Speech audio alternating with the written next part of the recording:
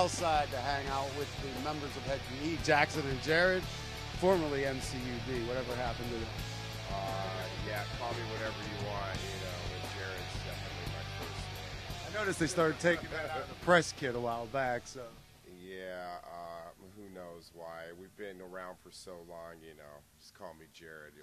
I'll definitely. The notoriety, the first name, you like that. Well, their new CD is New World Orphans, and it's off the hook. It's just fucking blamming on shit, man. Mind thought as well as musically. Now, tell me a little bit what went behind making the CD. Did you approach it any different than the other ones?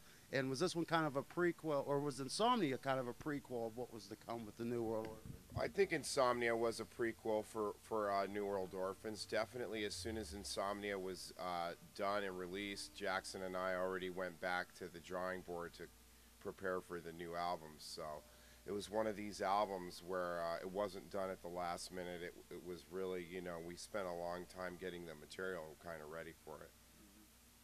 And was it a long process in the studio, or do you just write in a like a little room like a lot of musicians do, and then take it to the studio? Or Jackson, who's responsible for a lot of the music, writes on his own and records on his own at home. He could let you know about that process. You just bring him tapes and say, yeah, I mean, there's all sorts of music coming from so many different directions. But yeah, I mean, in terms of what I do, I just kind of record a few demos and send them to Jared, and he'll pick out the ones that he really is feeling, and we'll just go from there. You're quite a dexterous player, because I mean, you amalgamate many different styles into your playing. Like sometimes you'd think, oh my God, there must be 3 or 4 different guitar players on here. Are you like a schizophrenic guitar player? Yeah, that's probably summing it up pretty correctly. And Renegade, my God. Fuck. That's a good one. Yeah, that's. Man, you got to get off on that. That one's been around, but we're always writing. I mean, we're always writing tons of stuff. You never know when it's going to make it to a record. But yeah, I mean. What's interesting about Renegade is that song's been around since before Insomnia, in terms of the music. But, like he said, we're always writing and different songs make it in. And then like when Insomnia was done, I go back and listen to a lot of his stuff, and go, oh, this one, let's put it, So now it worked its way on this album, but everything happens for a reason, because that song's been really successful for us, like on radio even, if you believe that. I even in one of my CD reviews said the NFL will probably pick this up for one of their teasers when they're showing the guys hitting, Yeah. Would you like that or not so much? No, yeah, I do, because the Head PE stuff, the lyrics has a sports competitive component to it that I kind of am feeling while I'm writing the lyrics, and I kind of get that feeling from the music. So whether it's mixed martial arts or football or whatever, I definitely feel like the music goes along with that.